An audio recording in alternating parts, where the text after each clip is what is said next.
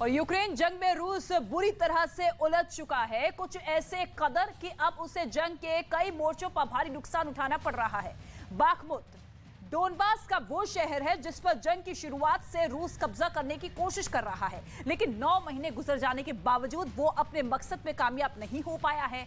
Bakhmut की जंग में एक तरफ रूसी फौज का साथ वैगनर ग्रुप के लड़ाके दे रहे हैं, तो उनके सामने ज़ेलेंस्की के विंटर वॉरियर्स पूरी मजबूती के साथ डटे हुए हैं।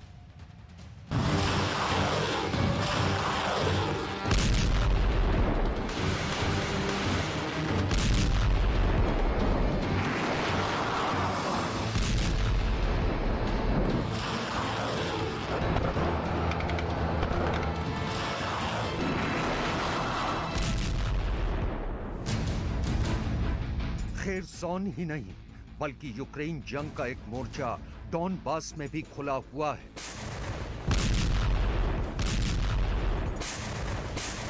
डॉनबास यूक्रेन जंग का वो वॉर फ्रंट है जिसके ज्यादातर इलाके पर रूस का कब्जा है। इतना ही नहीं, रूस डॉनबास को 2 इलाकों डोनेत्स्क और लुहांस्क में विभाजित भी कर चुका है।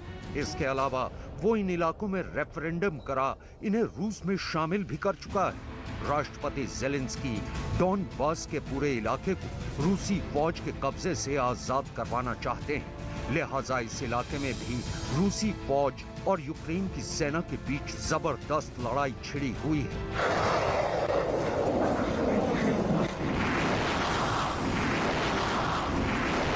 लेकिन डॉनबास में एक शहर ऐसा है जिस पर रूसी सेना जंग की शुरुआत से ही कब्जा करना चाहती है, लेकिन वो अपने मकसद में कामयाब नहीं हो पा रही है और रूस और यूक्रेन के बीच इस वॉर फ्रंट की फ्रंट लाइन खुली है बाखमुत शहर में।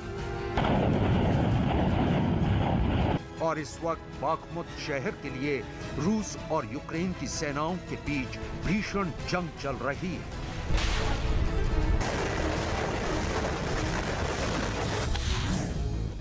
बाखमुत शहर के बाहर ये यूक्रेनी सेना की एक सैन्य टुकड़ी का बंकर है और इस वक्त इस बंकर में मौजूद हर यूक्रेनी सैनिक रूसी सैनिकों पर ताबड़तोड़ गोलियां बरसाने में मशगूल है।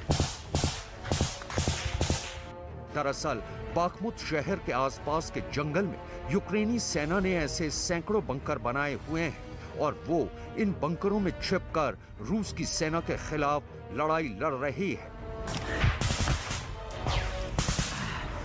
यूक्रेन का दावा है कि बाखमुत की लड़ाई में रूसी फौज को भारी नुकसान उठाना पड़ रहा है। आप इस वीडियो में साफ देख सकते हैं कि यूक्रेन के सैनिकों ने किस तरह इस बंकर में सुरंग नुमा जगह बनाई हुई है और इनके जरिए वो अलग अलग लोकेशन से रूसी सैनिकों पर फायरिंग कर रहे हैं। रूसी फौज से लड़ने के लिए यहाँ लकड़ी के बक्सों में बंद गोलियां और बम साफ देखे जा सकते हैं। इसके अलावा एक M2 हैवी मशीन गन भी इस वीडियो में साफ दिखाई दे रही है। इस दौरान यूक्रेनी सेना का एक फौजी अचानक बंकर से अपनी AK-47 असॉल्ट राइफल से ताबड़तोड़ गोलियां बरसाना शुरू कर देता है।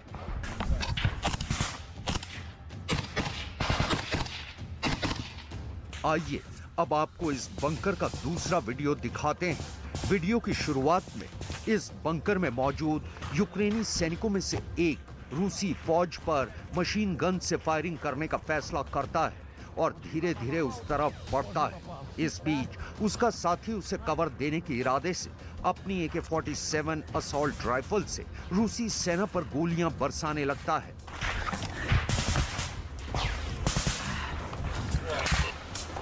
इसी दौरान उसका साथी मशीन गन पर पहुंचकर उससे फायरिंग करने लगता है। इसके बाद इस बंकर से फायरिंग कुछ देर के लिए रुक जाती है। आइए अब आपको बाखमुत वॉर फ्रंट पर हो रहे रूसी सेना के नुकसान को दिखाते हैं। इस वीडियो को भी यूक्रेन की सेना ने ही पोस्ट किया है।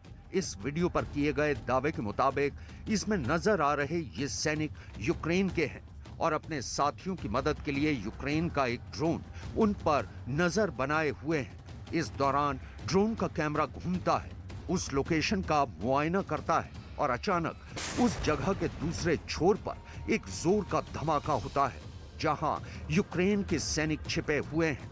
ड्रोन का कैमरा एक बार फिर उस जगह का मुआयना करता है और उस जगह पर जूम इन करता है जहां धमाका हुआ है।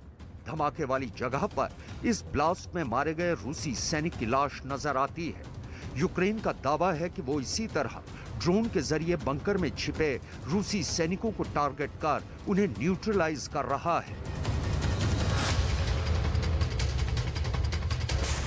फोब मैगजीन का दावा है कि बाखमुत की जंग में रूस की तरफ से उसकी फौज राष्ट्रपति पुतिन के वैगनर ग्रुप और एलपीआर यानी लुहांस्क पीपल्स रिपब्लिक के लड़ाके शामिल हैं, लेकिन वो इस जंग की फ्रंट लाइन पर यूक्रेनी सेना की 40वीं आर्टिलरी ब्रिगेड के सामने कुछ नहीं कर पा रहे हैं।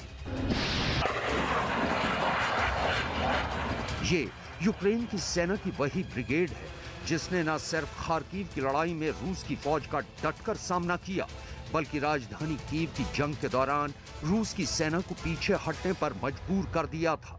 सितंबर में यूक्रेन के राष्ट्रपति व्लादिमीर ज़ेलेंस्की इस ब्रिगेड को बहादुरी के लिए एक वॉर मेडल से भी नवाज चुके हैं।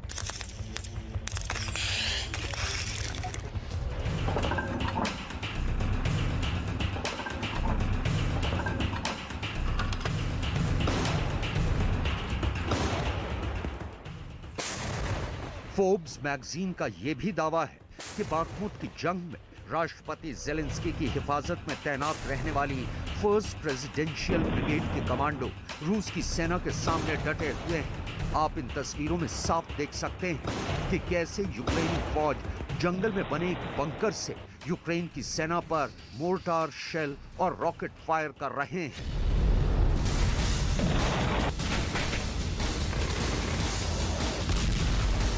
То есть хоч щось зробити. Хоч якісь у них були такі масивні успіхи, показати зі своєї сторони, що вони щось можуть. यूक्रेन की फौज का दावा है कि रूस उन्हें इस इलाके से पीछे धकेलने की हर मुमकिन कोशिश कर रहा है, लेकिन वो अपने मकसद में कामयाब नहीं हो पा रहा है।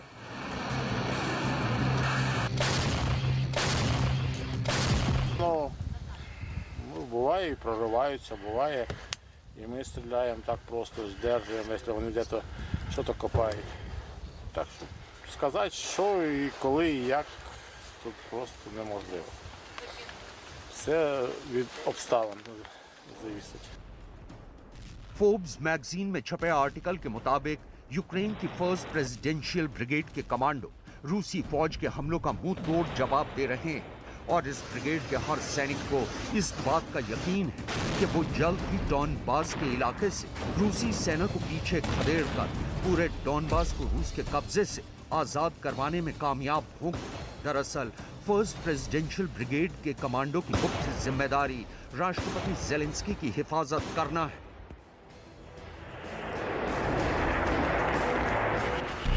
फर्स्ट प्रेसिडेंशियल स्पेशल ग्रुप को 1992 में बनाया गया था। यूक्रेन के आजाद होने पर इसे रेजिमेंट में तब्दील किया गया। फिलहाल इसमें 5 स्पेशल ग्रुप हैं। पहला फर्स्ट गार्ड्स बटालियन, दूसरा सेकंड गार्ड्स बटालियन, तीसरा 20वीं गार्ड्स बटालियन। ये बटालियन स्पेशल ऑपरेशन करती है।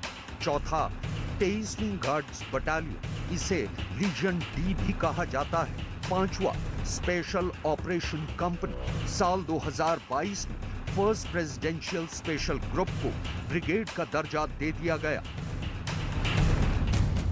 दुनिया भर के रक्षा विशेषज्ञों का मानना है कि यूक्रेन की सेना रूसी फौज के सामने बड़ी मजबूती से डटी हुई है, लेकिन अब जैसे जैसे सर्दी बढ़ती जाएगी वैसे वैसे ये जंग और भी मुश्किल होती जाएगी। रूस के हमलों की वजह से यूक्रेन के ज्यादातर पावर प्लांट बुरी तरह तबाह हो चुके हैं। लिहाजा खून जमा देने वाली बर्फ में यूक्रेनी फौज का अपनी लोकेशन पर टिक पाना भी मुश्किल होता जाएगा। एक अनुमान के मुताबिक यूक्रेन की ऊर्जा आपूर्ति का करीब 50% बुनियादी ढांचा रूस के हालिया हमलों में नष्ट हो गया है।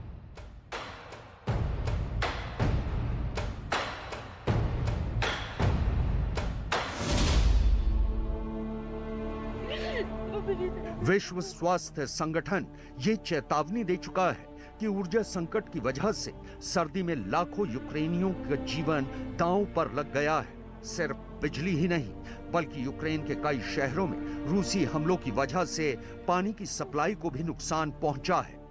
आलम यह है कि महज कुछ लीटर पानी के लिए यूक्रेन के नागरिक घंटों लाइनों में खड़ा रहने के लिए मजबूर हैं।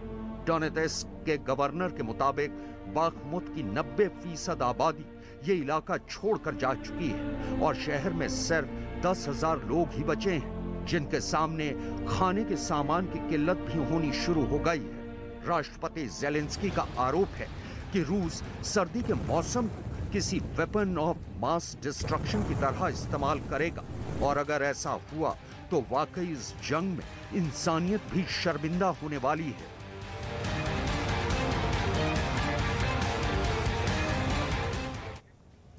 और यूक्रेन युद्ध को लेकर पुतिन और कादिरोव के बीच मॉस्को में एक बड़ी